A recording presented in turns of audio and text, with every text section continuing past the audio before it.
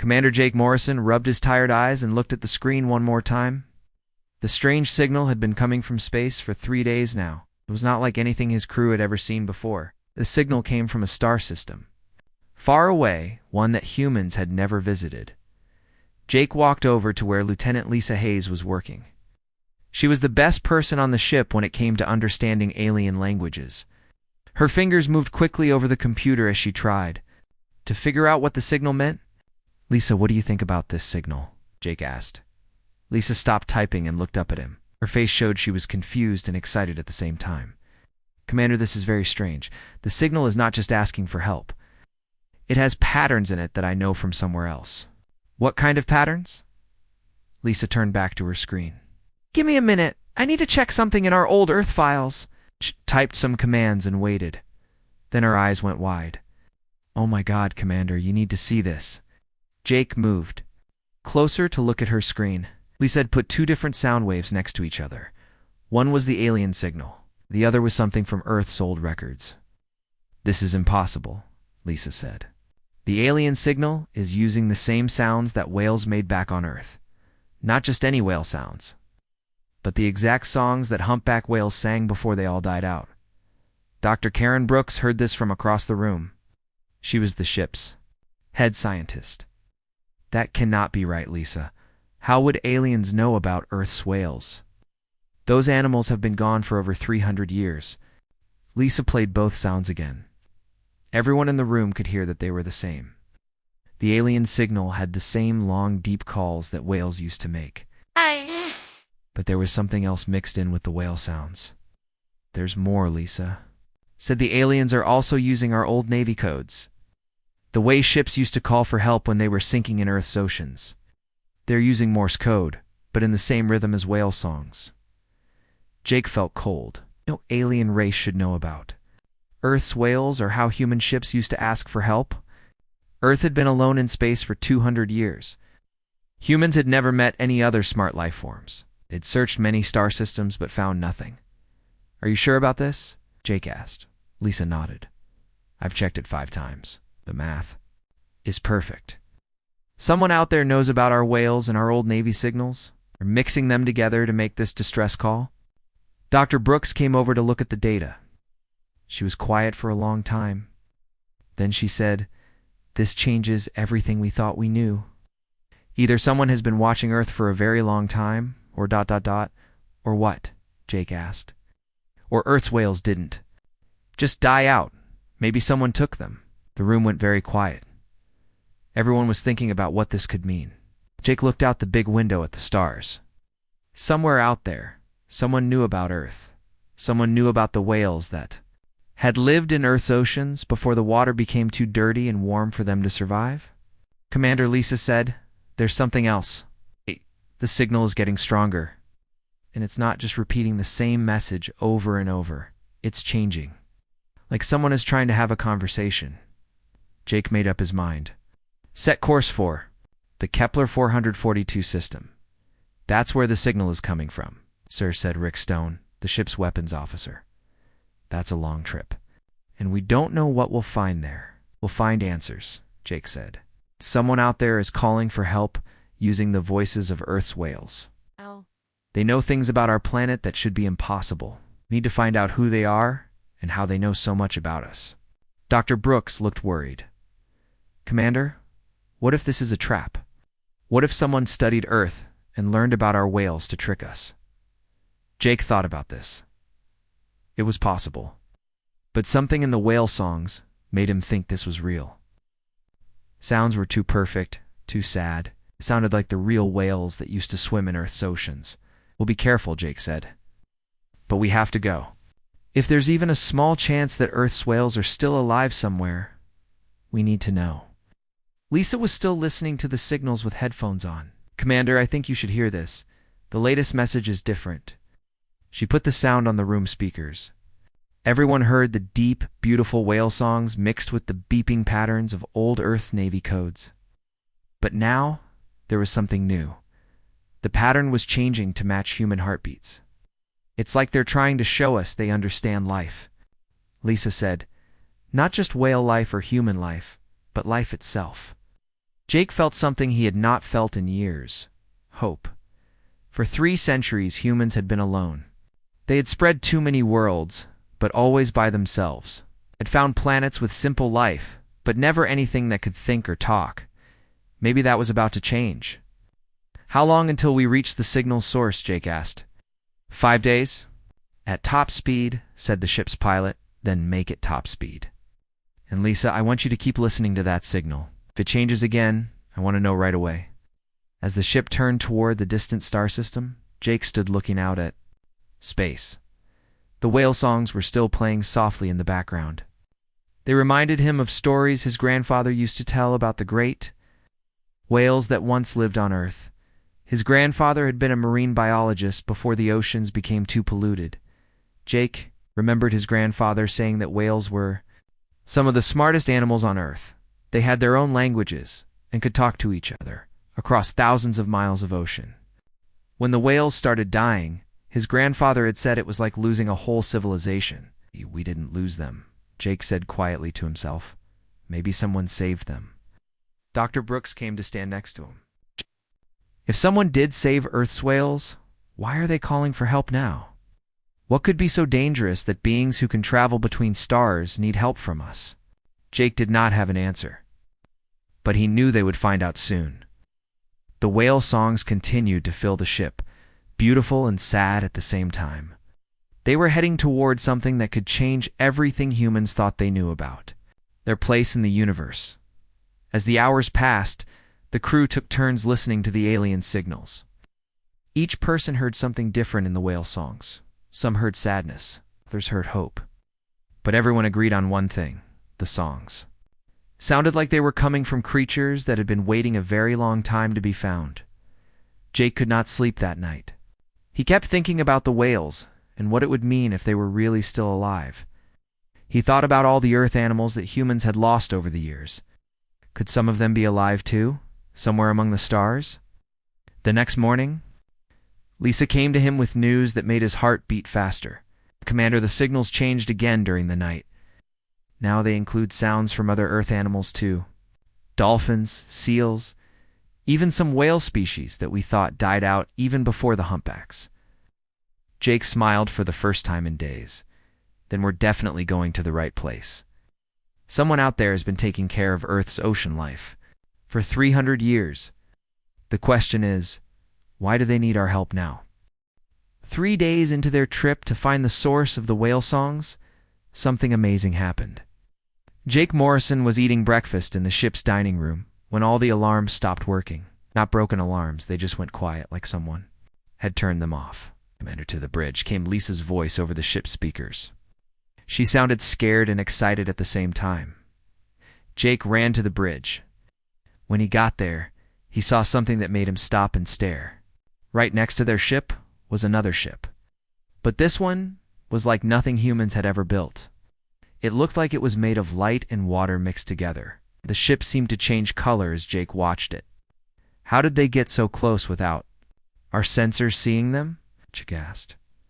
Rick Stone was checking all his weapons systems. "Commander, our sensors show nothing. According to our computers, there's no ship there at all. But we can see it with our eyes." Dr. Brooks was running scans as fast as she could. "Their technology is far beyond ours, using some kind of science we don't understand." Then the alien ship sent them a message. A face that appeared on their main screen made everyone go quiet. It was clearly not human. The being had blue skin that you could almost see through. Its eyes were much larger than human eyes and completely black. "Ah!" But when it smiled, Jake could tell it was trying to be friendly. "Human vessel," the alien said in perfect English. "I am Captain Zara of the ship Celestial Harmony. We did not think your people would understand our call for help." Oh. Jake stepped forward. He tried to look calm even though his heart was beating very fast. "Captain Zara, we received your signal, but we need to know something. How do you know about Earth's whales?" Alien's face became very sad. "'Cause Commander Morrison, we are the ones who saved them. When your planet's oceans began to die 300 years ago, your whales did not just disappear. Some of my people went to your world and took them to safety." Lisa moved closer to the screen. "You saved our whales? All of them. We tried to. Save more than just whales, Zara said. We wanted to help your whole planet. But your species was changing in ways that scared us. We were becoming too strong, too willing to fight, too good at staying alive in bad situations. Our leaders decided you were too dangerous to help directly. Jake felt angry. Too dangerous. We were trying to save our planet, Zara said. And that is exactly what made you dangerous. Most species give up when things get too hard. Accept that their world is dying and they die with it. But humans kept fighting. We found ways to live in places where life should not be possible. You never stopped trying to fix things, even when there seemed to be no hope. Dr. Brooks understood first. You're calling us Deathworlders. You think we come from a world so dangerous that it made us too tough to be safe? That is correct, Zara said. Your species learned to survive things that would kill most other life forms. Hot places, cold places, places with bad air or no air at all. You learned to work together when things got bad instead of giving up. This made our people afraid of what you might do if you learned to travel between stars. Rickstone laughed, but not in a happy way. So you decided to let our planet die and just take some animals? Zara looked even sadder. Thought we were being kind. Saved what we could and left your species to either learn to live better or die out. We did not expect you to survive the death of your oceans and spread to other worlds. Jake was quiet for a long time. Then he asked if you were so afraid of us. Why are you talking to us now? The alien captain looked around like she was checking to make sure no one else could hear. Then she said, because something has found the places where we put your ocean animals. Something that even we cannot fight, and we have been traveling space for thousands of years. What kind of something? Lisa asked. They call themselves the Harvesters. They eat entire worlds full of life. But they especially like to eat life forms from dangerous worlds like yours. They have been following the whale songs across space, getting closer to our hidden places. Jake felt cold inside. You used Earth's creatures as bait? No, Zara said quickly. We used them as a way to hide our own worlds while we ran away. But the Harvesters learned to follow the songs. Now they are coming for everything. Your whales and all the other life we have been protecting. Dr. Brooks was reading something on her computer. Captain Zara, how many worlds are we talking about? 47 sanctuary worlds? Each one holds thousands of Earth's ocean creatures that we have been caring for. Plus the creatures from 16 other worlds that we also tried to save over the years. Lisa looked shocked. 16 other worlds? There are other species like us? Zara said. You are the only Deathworlders left. The Harvesters found and ate all the others. That is why we need your help? Every other species runs away when the Harvesters come. But your people, your people, might actually fight back. Jake looked around at his crew. They all had the same look on their faces, angry, determined, and ready to fight. He realized that Zara was right about humans.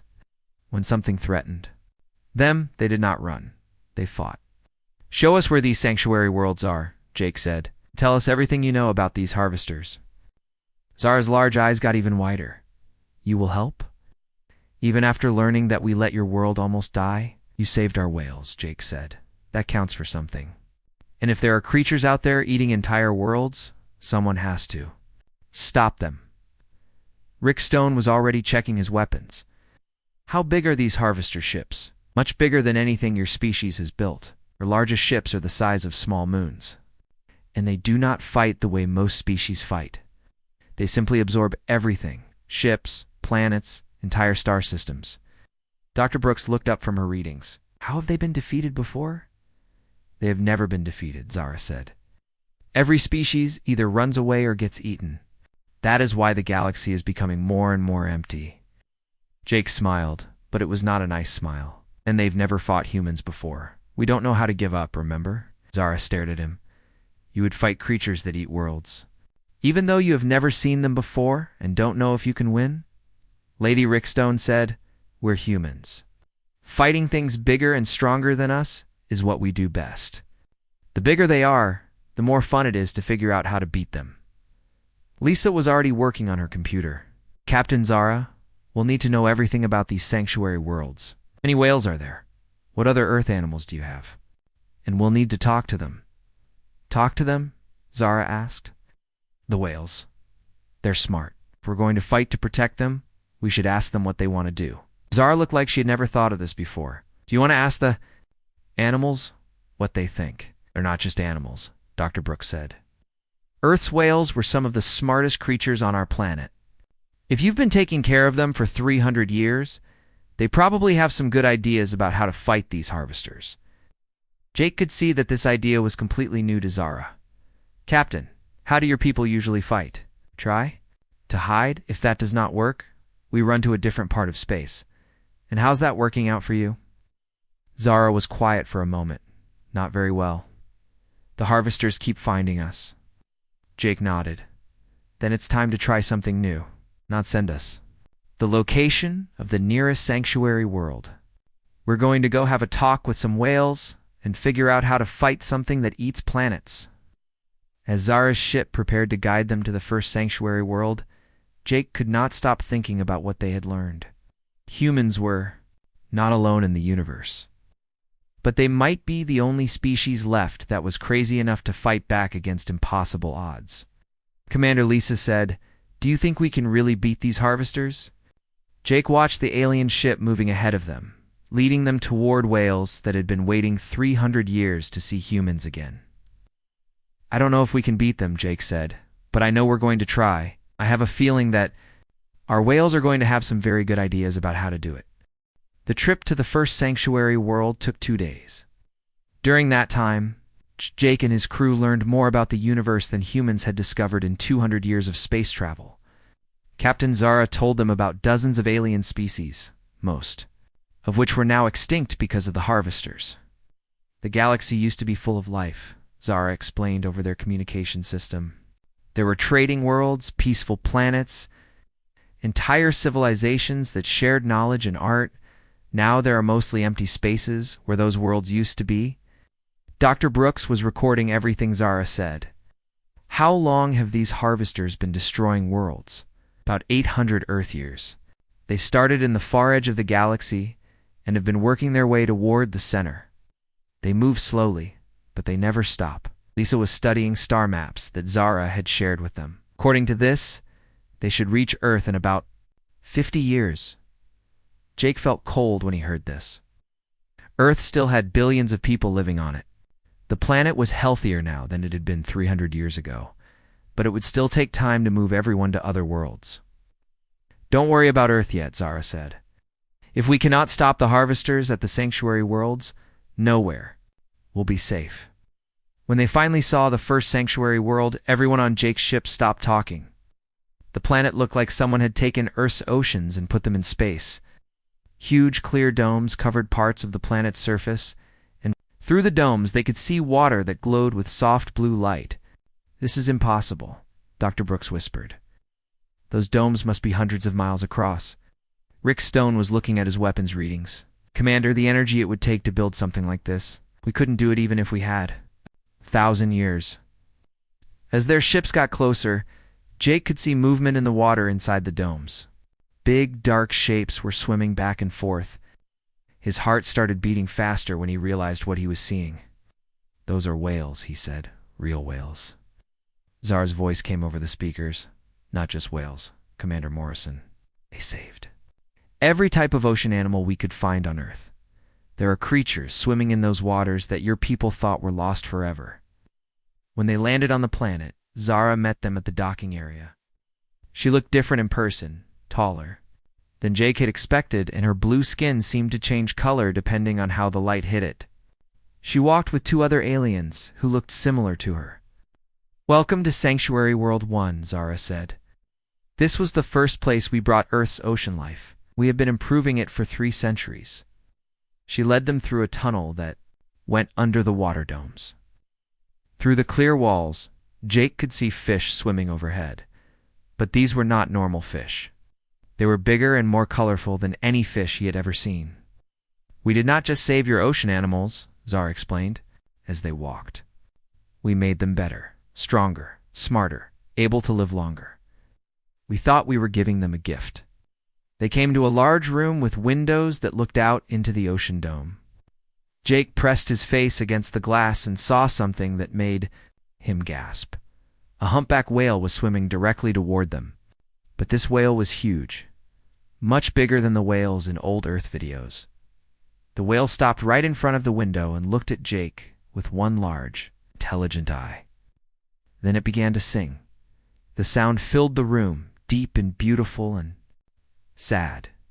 But there was something else in the whale's song. It sounded almost like it was trying to say words. "Oh my God," Elisa said. She was listening with special equipment that could break down the whale's song into different parts.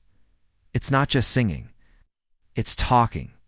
The whale is trying to talk to us." Zara looked surprised. That should not be possible. We enhanced their intelligence, but not enough for them to learn human language. Dr. Brooks was reading her scanner. "Captain Zara, exactly how much did you enhance their intelligence?" "We increased their brain capacity by about 30%. We also made them live longer and grow larger. But we never taught them human language." Jake was still looking at the whale. More whales were swimming toward the window now, different types: humpbacks, blue whales, gray whales, and some types that Jake did not recognize. "They learned our language by themselves," Jake said quietly. "They've been listening to human radio signals for 300 years, and they figured out how to understand us." The whales began to sing together. Their songs were complex and beautiful, but underneath the whale sounds, Jake could hear something that made his hair stand up. They were singing human words mixed in with their whale songs. Home, one whale song seemed to say, lost, waiting, home. Lisa was crying. They remember Earth. After 300 years, they still remember their home. More aliens came into the room. They all looked shocked as they listened to the whales trying to communicate with the humans. "This has never happened before," one of the aliens said to Zara. "The creatures have never tried to talk to us." Zara was staring at the whales with wide eyes. In 3 centuries of caring for them, they never showed this kind of intelligence around us. But the moment humans arrive, they start trying to communicate. Jake understood something important. They were waiting for us. All this time, they were waiting for humans to find them. The largest whale, a huge blue whale, swam up to the window. When it sang this time, the words were clearer. "Danger," the whale sang. "Dark ships. Hungry ships. Coming." Rick Stone looked at his weapon readings. "Commander, if these whales are as smart as they seem, they might be able to help us fight." "Fight?" Zara asked. "These are peaceful creatures. We save them from violence." "No," Dr. Brooks said, still reading her scanner. "You save them from dying." But whales were never just peaceful creatures. On Earth, they were some of the best hunters in the ocean. And now, you've made them bigger and smarter. Jake was beginning to understand something that excited and scared him at the same time. "Captain Zara, how many whales are there across all the sanctuary worlds?" "About 200,000, plus millions of other Earth sea creatures." "And they've all been enhanced the way these have been?" "Yes. We wanted to make sure they would survive and grow in their new homes." Jake smiled. It was not a nice smile. "So what you're telling me is that you've spent 300 years creating an army of super-intelligent, super-strong whales that have been waiting for humans to come back." Zara looked confused. "An army?" "They are peaceful creatures." The blue whale pressed against the window and sang again. This time its meaning was very clear. "Fight. Protect home. With humans." Suddenly, alarms started going off all around the facility. Alien voices were shouting in their own language, and red lights were flashing. Zara's skin turned a darker blue. "They have found us. The harvesters are here." Jake looked out the window at the whales. They were no longer swimming calmly. Were moving in patterns like soldiers getting ready for battle. "How long until the harvesters reach this world?" Jake asked. 6 hours, maybe 7. Jake turned to his crew. "Lisa, I need you to figure out how to talk to these whales properly. Rick, check our weapons and see what this planet has for defenses. Karen, start studying everything you can about harvester technology." "What are you planning, Commander?" Zara asked. Jake looked back at the whales. They were still swimming in formation, and more were joining them. The water was full of Earth's ocean creatures, all of them bigger and smarter than they had ever been on Earth. "I'm planning to give these harvesters something they've never seen before," Jake said.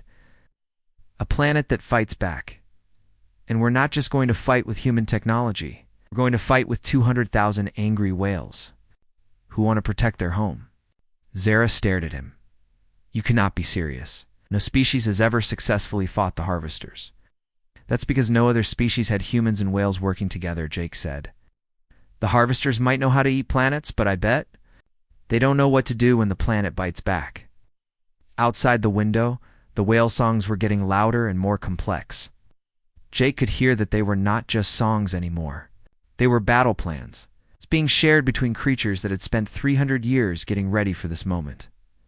The harvesters were coming.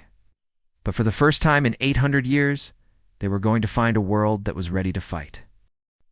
The harvester ship appeared in the sky like a black hole that ate light.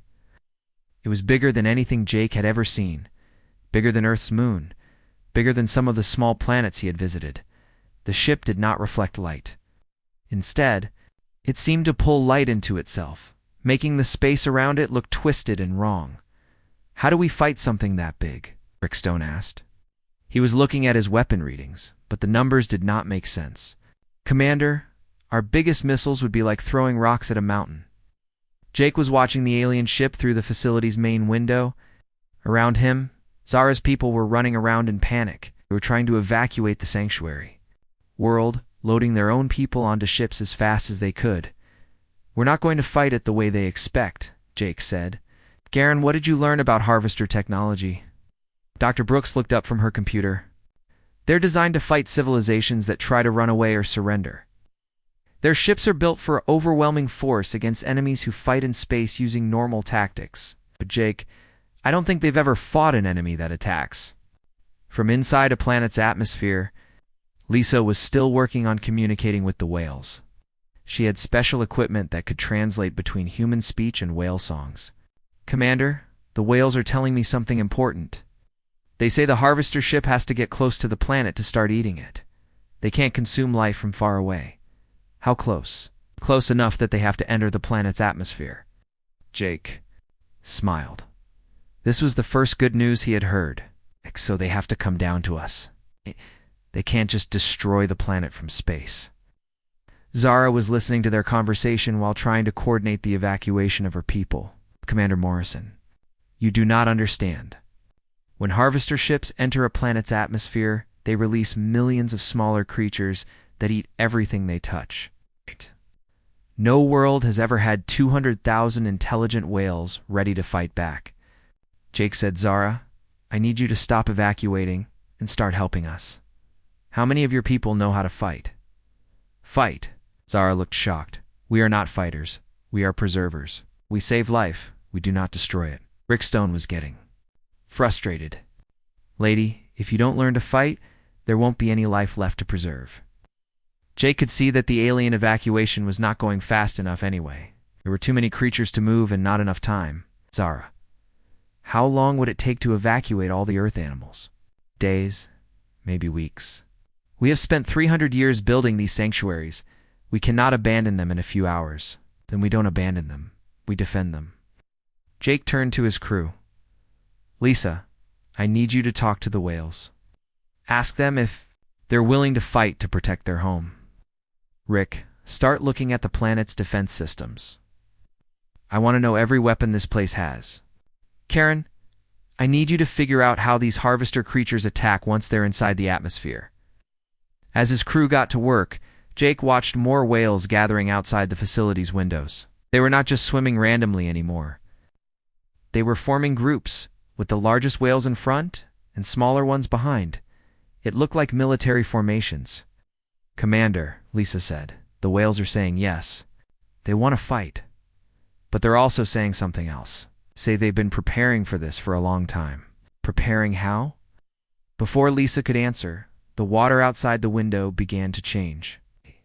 The whales were doing something Jake had never seen before. They were swimming in perfect coordination, their songs creating patterns in the water. And as they sang, the water itself began to move in new ways. Dr. Brooks was reading her scanner with wide eyes. "Jake, The whales are using their enhanced intelligence to control the water currents. They're turning the ocean into a weapon. Outside, the enhanced whales were demonstrating abilities that no Earth whale had ever possessed.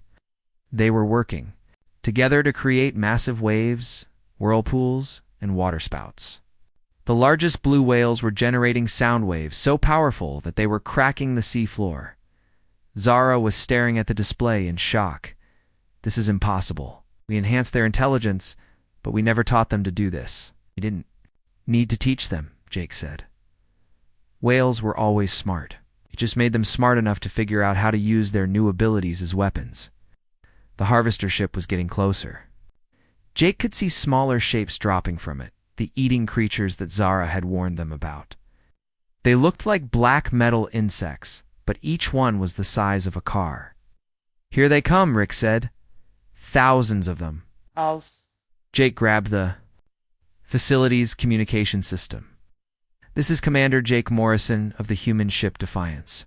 All whales, all Earth sea creatures, this is your home now. These invaders want to eat your home. Show them what happens when they threaten a death world. Happened next was unlike anything in the history of galactic warfare. As the harvester creatures fell toward the planet, the enhanced whales rose from the ocean to meet them. The blue whales attacked first, using their massive size and enhanced strength to grab the falling creatures and crush them, but the smaller whales were even more dangerous. The humpback whales had learned to use their songs as weapons, creating sound waves that shattered the harvester creatures like glass. The dolphins and smaller sea creatures swarmed around the falling invaders. In coordinated attacks, they moved with intelligence and purpose, working together in ways that no Earth sea creature had ever done before. They're winning, Lisa said in amazement. The whales are actually winning. But Jake could see that more harvester creatures were still falling from the huge ship above. There are too many of them. We need more firepower. That was when Zara surprised everyone. The alien captain had been watching the battle, and something had changed in her expression. My people are not fighters, she said, but we are very good at building things. We have been building improvements to this planet for 300 years. She pressed some controls, and the entire sanctuary world began to change. Hidden weapons rose from the ocean floor. Energy shields appeared around the most important areas. And most impressive of all, the planet's enhanced sea life revealed abilities that even Jake had not expected. Giant squids that had been made larger and smarter by alien technology wrapped their tentacles around harvester creatures and crushed them. Schools of enhanced fish worked together to create living torpedoes that slammed into the invaders. Even the whales that stayed in the water were contributing, using their sonar to guide the attacks of their airborne friends. Rick Stone was cheering as he watched his weapon displays. Commander, the planet's automated defenses are incredible, but the real weapons are the sea creatures themselves. The battle was turning. The harvester creatures that had seemed so dangerous were being destroyed faster than they could fall from. Their ship, the enhanced Earth sea life, was fighting with intelligence, coordination, and a determination that the harvesters had never encountered before. But Jake could see that the main harvester's ship was getting ready to do something new. Energy was building up around its massive hull. They're going to try a different approach, Dr. Brooks warned. The ship is charging some kind of weapon. Before Jake could respond, something amazing happened. The whales in the ocean began to sing together, all of them in perfect harmony. Their combined song was so powerful that it shook the entire planet. And then Jake heard something that made him understand why the harvesters had never been defeated before. The whale song was not just beautiful, it was intelligent. The whales were sharing information across the entire ocean, coordinating their attacks with the precision of a military computer. They're not just fighting, Jake realized. They're learning. Every time the harvesters try a new attack, the whales figure out how to counter it and share that information with everyone else instantly. The main harvester ship fired its weapon, a beam of energy that was meant to drain the life from everything it touched. But instead of hitting empty ocean, it hit 200,000 enhanced whales who had been waiting for exactly this attack. The whales had positioned themselves to absorb the life-draining energy and redirect it back at the harvester ship. Jake watched in amazement as the alien ship's own weapon was turned against it. "Impossible," came a voice from the harvester ship, the first time they had heard the invaders speak. "The Deathworld creatures are cooperating with their prey animals. This does not match our data." Jake grabbed the communication system again.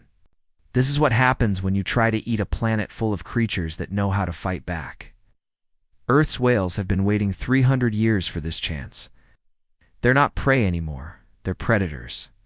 The harvester ship was beginning to retreat, its life-draining beam failing against the coordinated defense of the enhanced sea life.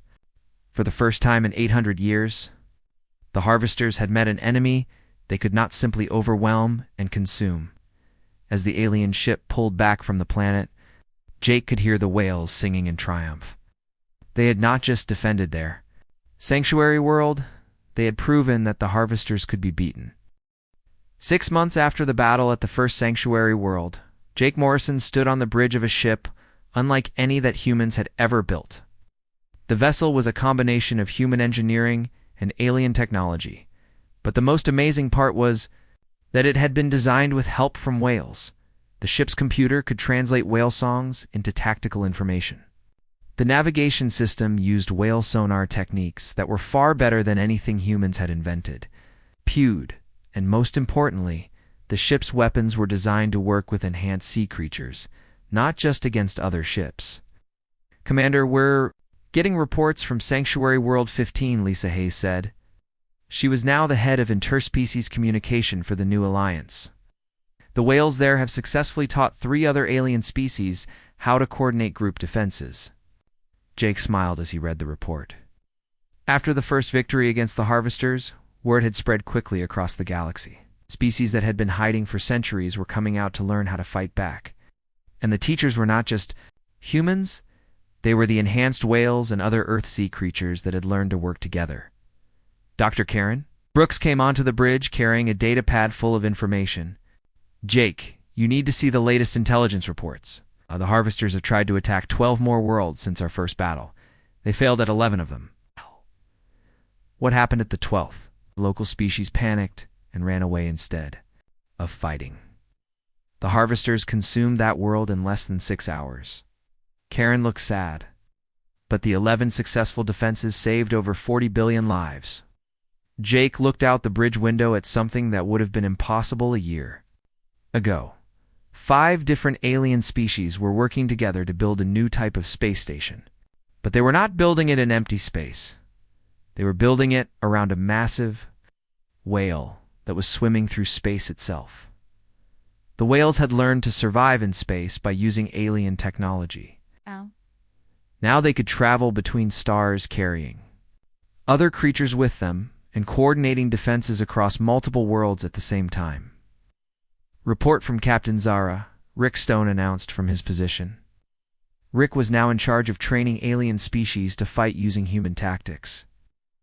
"Celestia have successfully defended 3 more sanctuary worlds. And Jake, they're not running away anymore. They're actually volunteering to help with attacks on harvester ships." Jake was proud of how much Zara and her people had changed. The aliens who had once been too afraid to contact humans were now some of the best fighters in the Alliance. Had learned that preserving life sometimes meant being willing to fight for it. "Any word from Earth?" Jake asked. Lisa checked her communications. "Earth Defense Command is reporting that whale songs have been detected in 17 different star systems near our solar system. Apparently some of the enhanced whales have decided to set up early warning stations to protect Earth." This was one of the most amazing developments. The enhanced whales had not forgotten their original home. Groups of them had volunteered to travel to the edge of human space and watch for harvester ships. If any of the life-feeding aliens tried to attack Earth, the whales would know about it long before human sensors could detect the threat. Dr. Brooks sat down at her station and began reading through more reports. "Jake, I think we need to talk about what we've learned about the harvesters themselves." "What do you mean?" "Well, we've been fighting them for 6 months now, and we're starting to understand how they think. The harvesters are not just mindless eating machines. They're intelligent, but they're intelligent in a very specific way." Jake came over to look at Karen's data. Go on, they're designed to fight civilizations that have given up hope. Every one of their weapons and tactics is built around the idea that their enemies will be scared, disorganized, and trying to run away. They literally do not know how to fight an enemy that works together and fights back with enthusiasm. Lisa was listening to whale songs coming through the ship's communication system. The whales are saying something similar. They think the harvesters are like a disease that can only survive in a weak body. When the body is strong and healthy, the disease cannot spread. Rick looked up from his tactical displays. So what you're saying is that the harvesters are not really the problem. The problem is that most species in the galaxy had stopped working together, stopped being willing to fight for their homes. Exactly, Dr. Brooks said. The harvesters were only successful because they found a galaxy full of species that had become isolated and afraid. But humans and the enhanced Earth sea creatures never learned to give up hope. Jake thought about this. So by teaching other species to work together and fight back, we're not just stopping the harvesters, we're fixing the thing that made their galaxy weak in the first place.